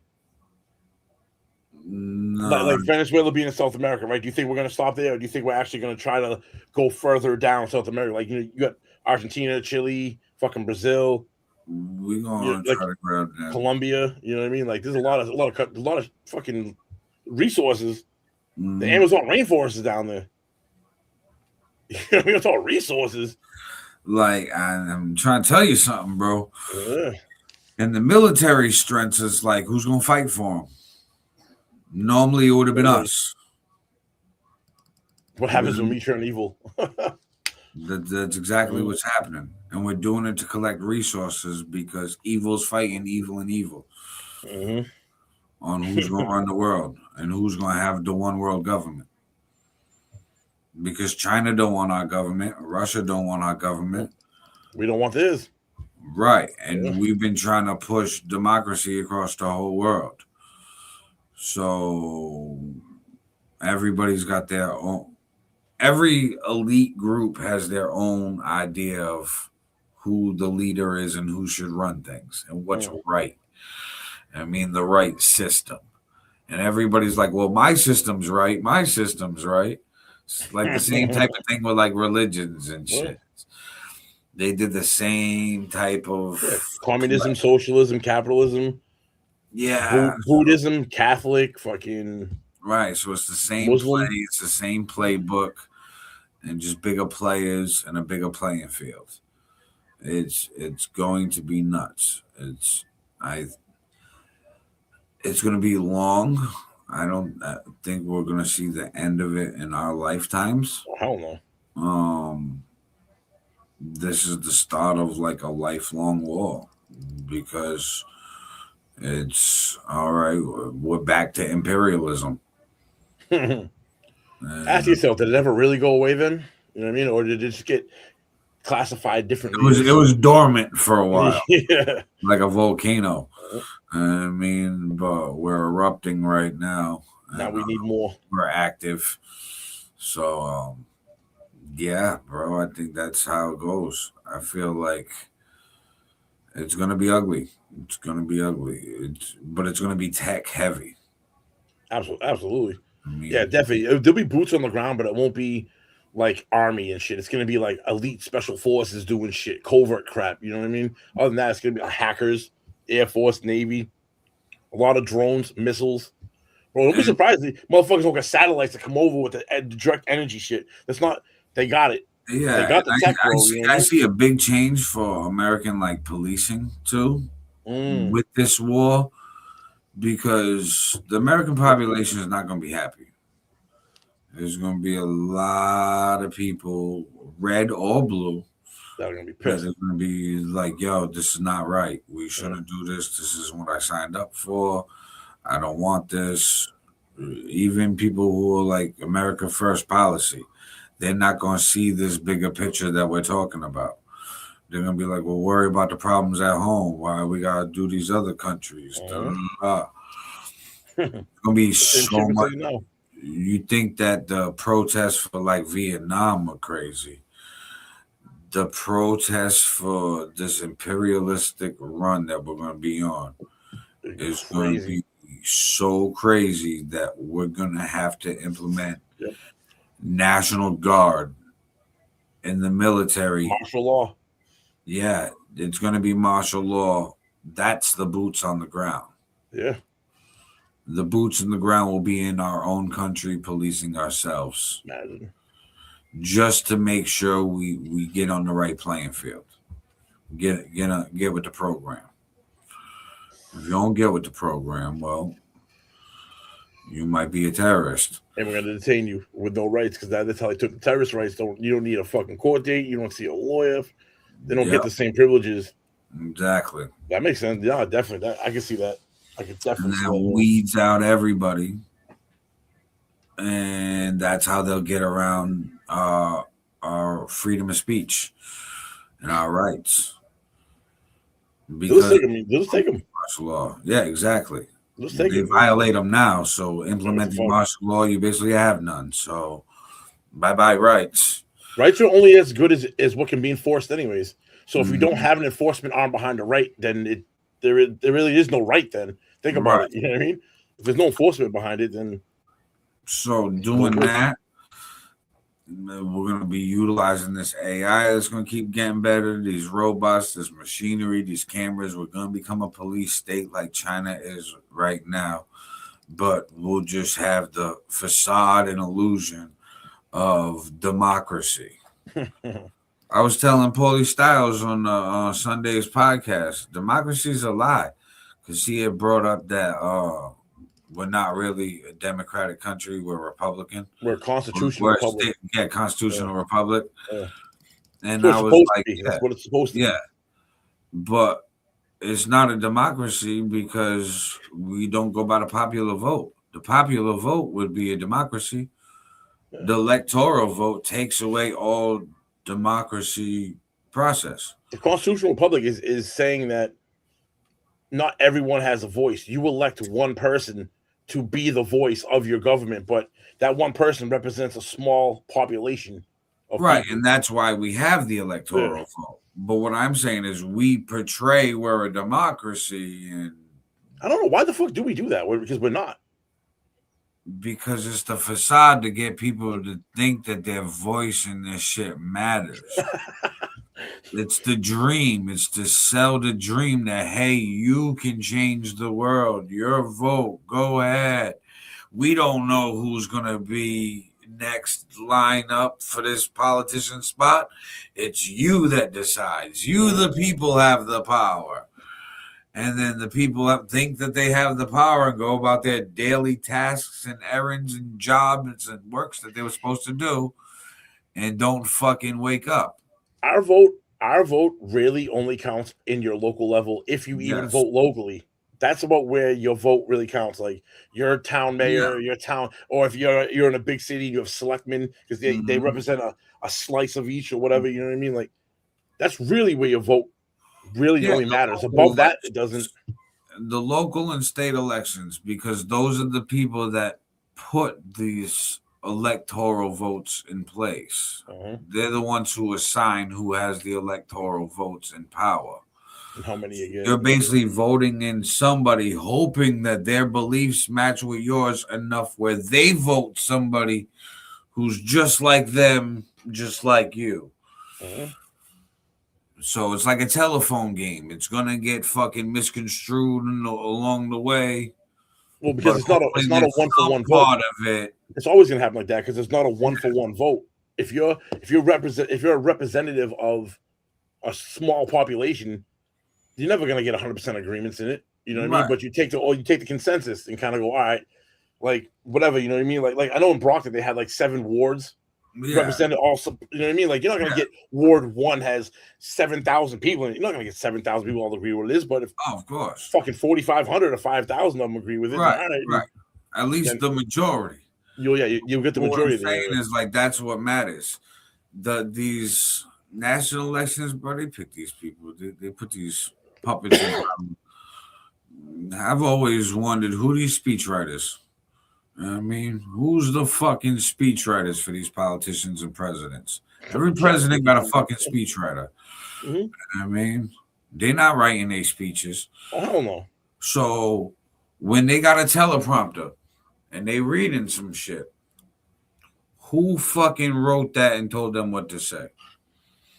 Because we looking at the messenger, the president, as the power figure that's saying those words. He's not. There's somebody else that's got puppet strings that's like, do this. That's the person I want to know who the fuck they are. That's who's running shit, making these plays like it's a monopoly board. Like we said before, it's like 2 birds, 2 wings, 1 bird. You get your left wing, your right wing, but they all connect to the bird in the middle. The bird in the middle never changes. You know what I mean? Like, it's all exactly what you said. It's a puppet show. 4 years this, 4 years that, 4 years this, 4 years that. Like you were saying before, it's like a 60-40. I think they're like the Democrats in the last like 30 years or 40 years. It's like 60% more Democratic than it is Republican, but it's pretty much been Democrat, Republican, Democrat. It's kind of shifted back and forth. Think about it from a progress point of view. How can you ever go anywhere when for 4 years you took 2 steps left? And then for the next 4 years, you went 2 steps right. And then for the next 4 years, you went 2 steps left again. And then, how do you ever get anywhere? How the fuck do you ever get anywhere? Like, it's a flawed system. That's why it takes us forever. But they have to do that in America right now to sell the dream of freedom. Wow. Without the freedom dream in America, it would cost more to police us right now. would take the mystique. That would kill America. Exactly what you're saying is Right. why everybody, not everyone, like real third world country people, like Come to America. come to America, bro. That's the dream. Like The land of milk and honey, the American dream. you break that facade for America, dude. Like that would, that would Right. cripple us. That's why we're willing to take those steps, 2-step this way, 2-step that way, and only give 4 years for a term because we're like, hey, no, we got to get back on course. Yeah, we got to get back on course. I mean, and if they give somebody 8, they're like, all right, we like this course. Yep. Keep this course. I mean, and the people agree too, so it doesn't seem off. Perfect. And if they do start to lean one way a little bit, it's only ever a little bit. Right. 8-4, 8-4. You know what I mean? You eventually start to skew one way a little bit, but it's I think how many years now you're talking? You're talking generations already passed, so it's very, very. That's trickle down economics. So that's like a faucet with. They're thinking the long term. They're not thinking a human lifespan. You know what I mean?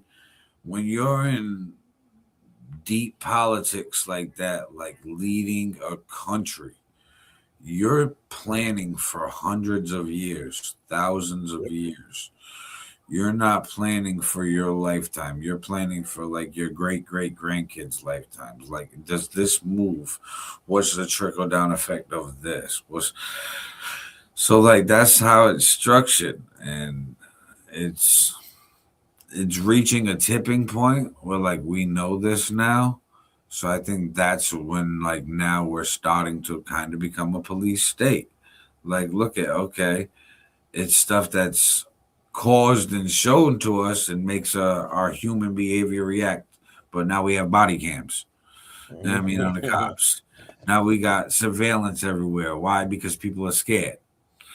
You know what I mean, so hey, I got a problem for your fear that I created by these news stations. Here you go.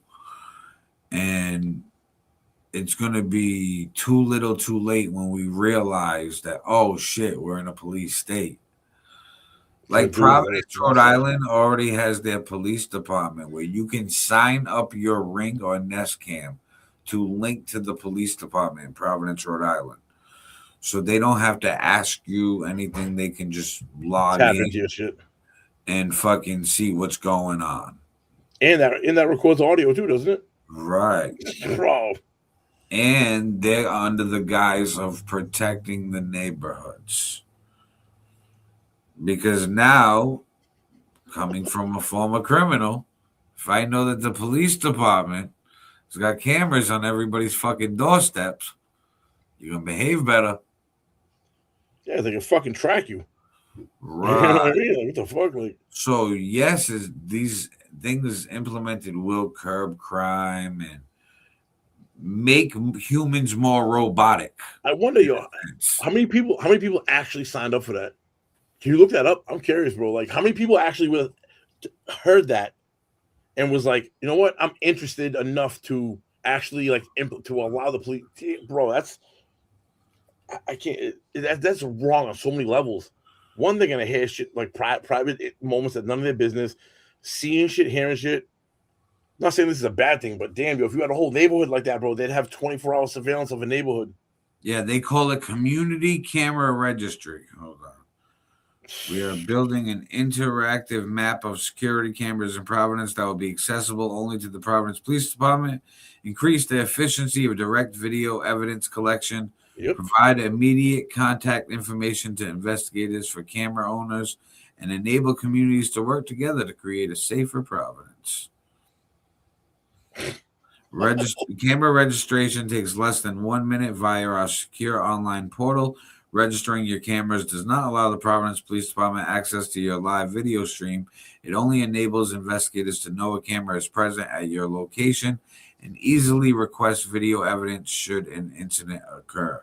And then it has a button to register your camera. It doesn't tell you how many are registered. They probably won't give out that information for security reasons. Yeah. And the other thing too is I don't really buy that shit either, that they're like, well, we only is it will only be like we're not watching it 24. We're not watching it live. What we're doing is if your neighbor had a domestic violence thing and the fucking woman ran down by your house and then the husband runs by and punches her in the face on your property and your camera got it, they're gonna ask you for that footage now. Right. You know what I mean? It's like, yeah, that's what they're saying. That's their sales pitch. Not like that, but I'm saying from like anything that happened. I don't know, bro. I'm not for that at all. I feel like for me, that's a crazy overreach. Crazy overreach. But there's gonna be so many people that sign up for things like that and build this web. Yeah, fucking right. Yep. Until eventually everything's covered in this web. Mm-hmm. There's your China surveillance right now, being implemented right now. Yeah, they already got this shit. Do you know what I mean? Like, it boggles my mind that people still think we have privacy. We don't. You know what I mean? We give it up just to be on the social media platform. If you're on YouTube watching, you're on Facebook watching, subscribe and follow. But you accepted the app's permissions to turn on your phone, to shut off your phone, turn on your microphone, access to your camera roll, access to your camera, access to your call logs, your call history, your location, all of that. So it can ping your exact GPS address down to the room you are in your house watching this. Oh, man. And then it can listen to you all fucking day. Mm-hmm. That's why when you talk about something, it's on your news feed. Yep. Especially with ads. If you say something that's a product, best believe the next time you open up, if you say something, oh, I got this kind of cat food, blah, blah, blah. You say that shit 2 or 3 times and the phone hears it, open the social medias, man, you start scrolling. One of them fucking ads is going to be for cat food or something. Hell yeah. So something keep mentioning our names so we keep popping up in your algorithm. Keep saying it's your boy FiF. Keep saying Aaron or Niter out loud. Say our names loud and proud. Yell them out and your algorithms can hear them, okay? To switch topics real quick, I know we're getting kind of towards the later half of this. Patriots tonight are playing in 15 minutes. Yeah. Playoffs tonight, first game. Patriots and Chargers. What do you think? Think Pat's going to pull it out? Yeah, I think Drake May, he's had a real good season, good head on his shoulders. I think the Stephon Diggs bullshit that happened might affect the first half a little bit, but I think that they're going to take it. Chargers are a good team, but I feel like the Patriots, they got real good potential to take home the trophy this year. Oh, yeah. Plus, Drake May's play too, man. He's MVP, bro. Him and Stafford, that's the 2 people they were talking about for the MVP. I heard they're snubbing May for it because he's young. And Stafford's at the back end of his career. But man, fucking dude, what a year Drake May has had. And even with the Stephon Diggs shit too, they pushed back that till after the Super Bowl. So it shouldn't. I hope it doesn't affect him. You know what I mean? Or if anything, I hope that he uses that as motivation. He comes out and fucking goes all out, has games. It'd be huge. Yeah, I think Drake May gonna get the MVP. I think that the rumors of him getting snubbed are just that to see what the internet feels like. They got backlash for that, and I don't think Stafford's gonna take it. He's already got one. Give it to Drake May. He deserves it. Oh, I think he definitely deserves it. I think that the way he took this team that was rebuilding and said, I got you so early in his career. Yeah, I was going to say, second-year player, bro. This is his second season. Crazy, The only other quarterback that's done this is Tom Brady. And he's putting numbers that are either exactly comparable or higher than Brady in Brady's starting year. They showed some stat yesterday. I forget what the 3 categories were, but there was 3 different quarterback categories that if you were leading the league in these 3, there was 3 other players, Drake May and 2 other ones. One was Drew Brees in 2007 or something, that his peak won the MVP. The other one, I forget the other guy's name, same thing that year, his peak won the MVP. They put Drake May in the middle, didn't have the MVP. It was they were showing stats it was something like QB rating, average throw per yards. It wasn't overall because Stafford has 12 more touchdowns than what Drake May has. But it went to like the style of offense where I think they saw the Rams through. They when we were at the 1 yard line, I think like 9 of his touchdowns came from the 1 yard line. Where the Patriots run when they get on the one, they run the ball, they don't pass. Our running backs have more touchdowns than theirs. You know what I mean? So it's like the touchdown, things kind of. I think we're gonna take this game. I was just looking up Drake May versus Tom Brady stats. Drake May completion percentage 72%. He broke Brady's 2007 record of 68.9. The higher passer rating. May had 13 games with 100+ passer rating, surpassing Brady's previous record of 12 in a season, and that was in 2010. So Brady already had a few years under his belt, a championship under his belt, and Drake May's playing better than him. And then May led the Patriots to a 43 record, a significant turnaround, earning MVP consideration. But bro, you want to do a good comparison? Ask it to compare Brady's second year to Drake May's second year, and see where they were. Because Tom Brady through first 18 career regular season games. Oh, there you go. Drake May's yards was 3,537. Tom Brady was 3,412. So beat him by 125 yards. That's close though. That's right, but still more. Drake May 68.8% completion. Brady 64.6. Passing touchdowns. That's the only thing Brady had more of. 23. Drake May had 22. One shy. And then interceptions, Drake May had 12. Brady had 13. So out of those 4 categories, Drake May is leading 3 out of 4. And the one that he was behind on was 1 by 1 touchdown. And it's not fair to use a touchdown analogy though, because teams run the ball too. They just don't outright pass. So it's like it could have been a more run heavy team like we are. We right now we run heavy. You know what I mean? It's like that's crazy. Yeah, because Brady had Kevin Dillon, Corey Falk, all of them. You know what I mean? So I think that Drake May seen Brady. A lot of these quarterbacks studied Brady. And Brady elevated the quarterback position, where now there's going to be a lot more big numbers. Cerebral. He was Brady's physical attributes for a quarterback was actually under par. Yeah. Where Brady excelled was his intelligence of the game, knowing what defense to play they were running, they were playing, and knowing how to. If I know you do, it's like chess. I know you're doing this. All right, bro, you do this, and you know what I mean. Like he became like a tacticianer. Yeah. So if somebody's already got some physical attributes to them and some, athleticism, you just need the brains.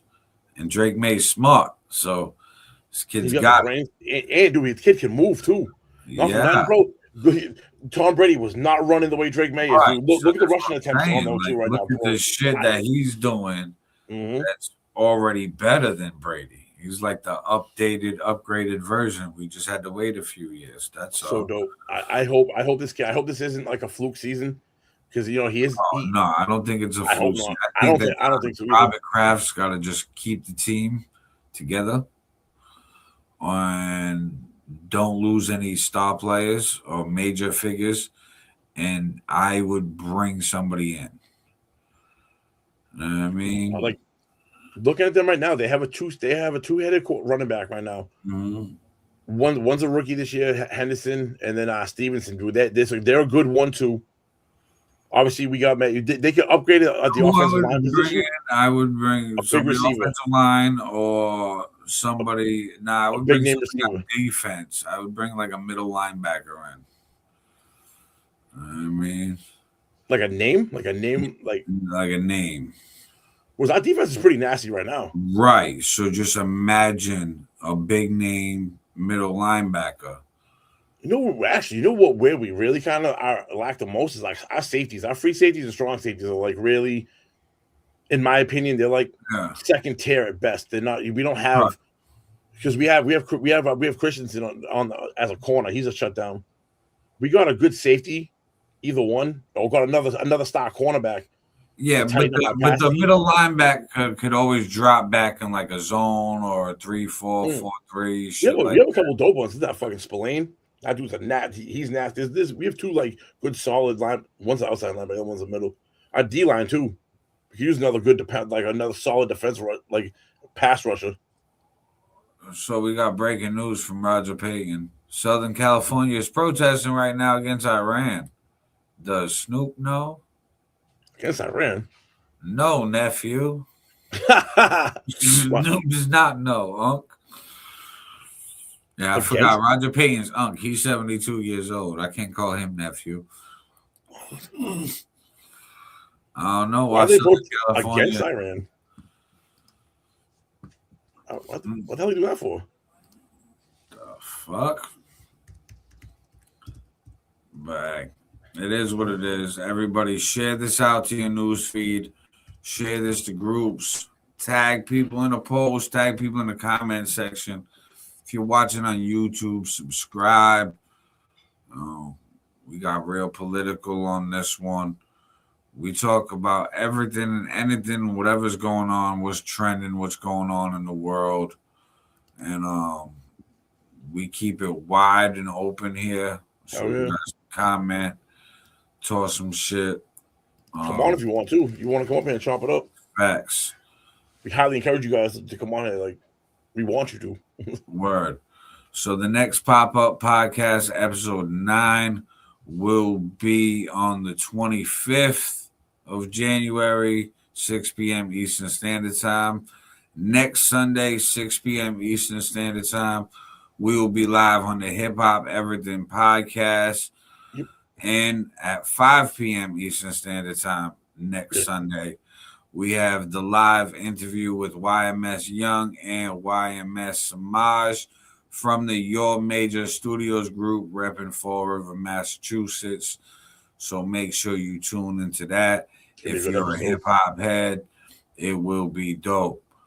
Everybody, before we wrap this up, this man, FiF, when he performed the other night at the King Handsome World Life birthday bash, this man pulled the Magic Mike performance. And he did it to the crowd favorite song. That song is Chubby. So we're going to wrap up the Pop-Up Podcast episode 8 with Chubby. But before we do, we're going to say our pieces and shit. So FiF, tell the people, man. Absolutely, yo. I appreciate you guys for pulling up, always supporting us, no matter what we're doing, whether it's hip-hop, everything. Whether it's a pop-up podcast, man, I absolutely appreciate you guys fucking with us on a week-to-week basis. It's awesome. We've been here for a while now, doing like almost with 2 years, 3 years in the hip-hop everything. Just starting off with this now, too. So trying to bring y'all different flavors for different areas to kind of all come together. Go stream my music at It's Your Boy FiF. That's on YouTube. If you haven't subscribed, subscribe. Spotify, Apple Music, Deezer, all that crazy wild shit. You know what I mean? Definitely. And then I'll see y'all next week, 5 o'clock interview. Yeah. And for me, guys, go run up Midnight Prophet EP, available on all platforms. It's my newest project. Dropped New Year's Eve when the ball dropped. It's at 81,000 streams in 10 days. I appreciate you guys. It's a quick listen to it. 7 songs, it's 15 minutes. So you can roll up, burn, and by the time you're done burning, that shit's already done. You know what I mean? And you listen to every song and supported an independent artist. So I highly appreciate it. And follow me everywhere. All my platforms, Aaron All Niter, and the follow and the subscribe is the biggest important factor for both of us. Yeah. You need to not only go to these pages and like listen to our music and watch our videos, whether it's YouTube or wherever, but subscribe, follow, save, add our songs to playlists. Yeah. You know, favorite our videos, like them, you know, share them with a friend. That's where the support is really needed, and appreciate each and every one of y'all. Yeah, definitely sharing with friends is huge right there. If you listen to Aaron all night, it's all you say 15 minutes. If you hear a couple tracks that you like, tell one of your friends. So like, check what I just came across. People, this is something new. Bang. Right. That shit helps. Yo, and your peoples is gonna be appreciative that you put them on to something dope. Yeah, absolutely. Facts. Well, we're gonna get into the crowd favorite. This right here is the animated official music video for It's Your Boy FiF. Chubby.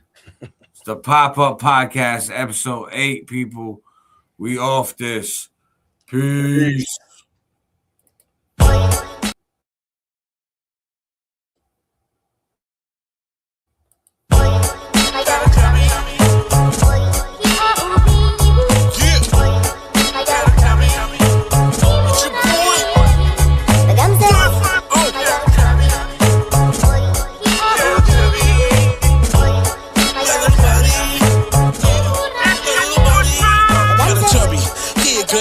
On the dance floor, give me that visual. Looking at the tie-ties, shaking like my rock guys. Dancing to the south side, merengue. Chasing down with E and J. Take another shot as we liven up the spot. Getting down like we both is getting off. Full hard, never soft, never love lost. As I take you to the top, tipping top. Slide back down the bottom of my car.